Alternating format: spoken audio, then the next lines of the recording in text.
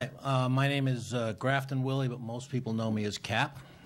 I'm a CPA and a member of the Rhode Island Society of CPAs Tax Committee.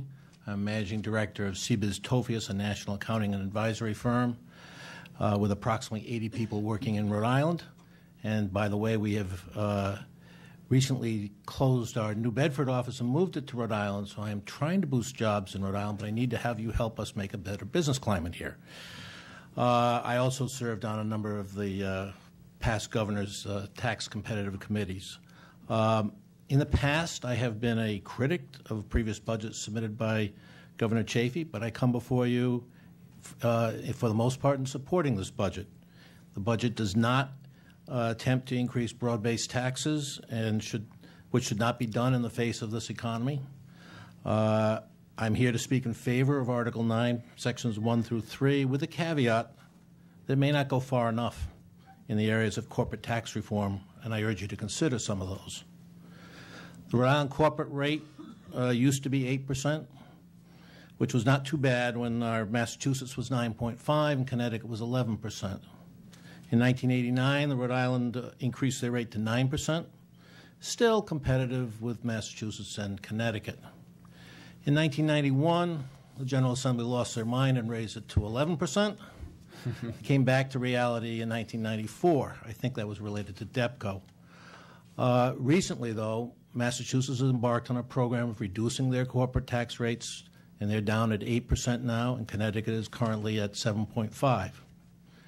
As other states decide to become more competitive, Rhode Island has become an outlier in this area, tied with New Jersey at 7th. Peter, I added District of Columbia in there.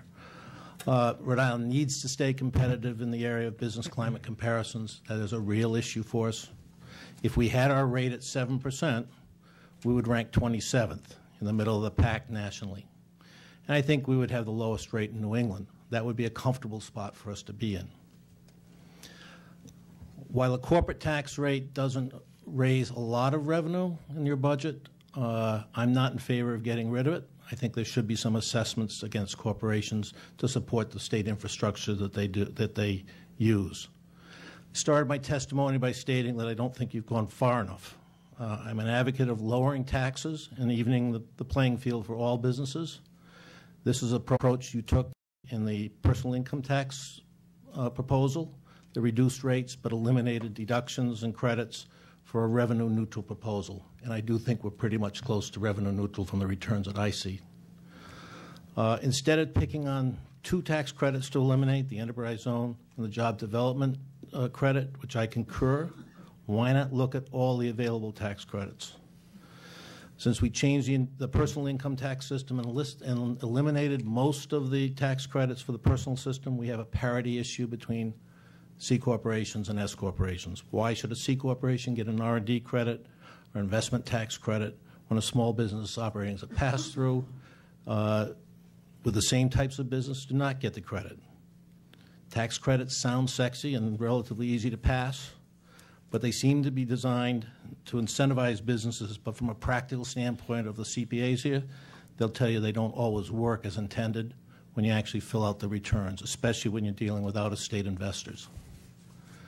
The elimination of the enterprise zone credit makes sense to me, in spite of the fact that my business development person from my hometown is in favor of it. I'm not sure why Portsmouth has an enterprise zone when parts of South Providence don't. Too often they've been passed for political reasons, and they're no longer available for pass-through entities. You have to be careful with the job development credit because the primary beneficiary is one of our largest employers. And if the overall rate is lowered enough, the credit should become non-material. A phase out of this benefit is probably appropriate. Going on to things you should consider, I'd replace the investment tax credit with a direct expensing provision, similar to what the feds do, and bonus depreciation. Be more effective. And it would help small businesses with their cash flow issues. I take a serious look at R&D credits to see if they really do what we intend them to do. There are a number of other credits in the general laws that are seldom used and may no longer be valid. Any subsequent credit you pass, I'd put a sunset on it and make them reauthorized. One final comment on Article 6 in regard to the taxpayer preparer area, which is near and dear to my heart. You should be aware that this is tied to an IRS tax preparer registration system that was suspended last month in a court hearing in the District of Columbia. So you may have to do something with your language there to protect it. That being said, the Rhode Island Society of CPAs does support getting control over people who do fraudulent tax returns and defraud the tax system. Our only concern is don't put an undue burden on CPAs that do have high ethical standards. Thank you. Thank you very much. Sorry. Good afternoon, Mr. Chairman and members of the committee. My name is Jeff Wadovick. I am also a member of the Rhode Island Society of CPAs, a former board member, and currently the chairman of the Government Relations Committee. And my testimony will be much more shorter than Cap's here. I'll keep it simple. I am a tax partner at Nato Wadovick here in Warwick, Rhode Island, and I'm here to testify in front of you in support of Governor Chafee's proposal to reduce the state corporate rate from 9% to 7% over the next 3 years. As you know, Rhode Island has continuously had some of the highest corporate and personal tax rates in the New England region. These high tax rates continue to impact our economic development by reducing the state's ability to attract valuable businesses and individuals to our state. It is important for Rhode Island to address the economic hurdles to help foster a better business climate. One business hurdle is our state corporate tax rate. Although the corporations that pay the flat 9% are relatively low, it is part of our business culture here.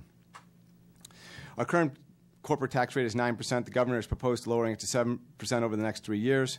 By reducing our corporate rate to 7%, it will better align us in our neighboring states. Effective in 2012, Massachusetts reduced their corporate rate from 8.25% to 8%, and Connecticut's corporate rate currently is 7.5%. By lowering Rhode Island's to 7%, it will make our tax more competitive in the region. Furthermore, our state's minimum tax is currently $500, as you know. The state of Rhode Island increased that tax a few years ago from $250 to $500, and that was a 100% increase. And yes, that impacts the majority of our small businesses.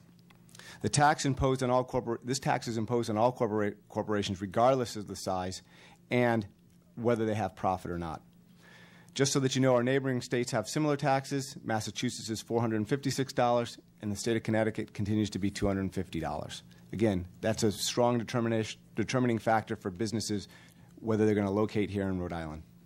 I would strongly encourage you to consider the tax reduction.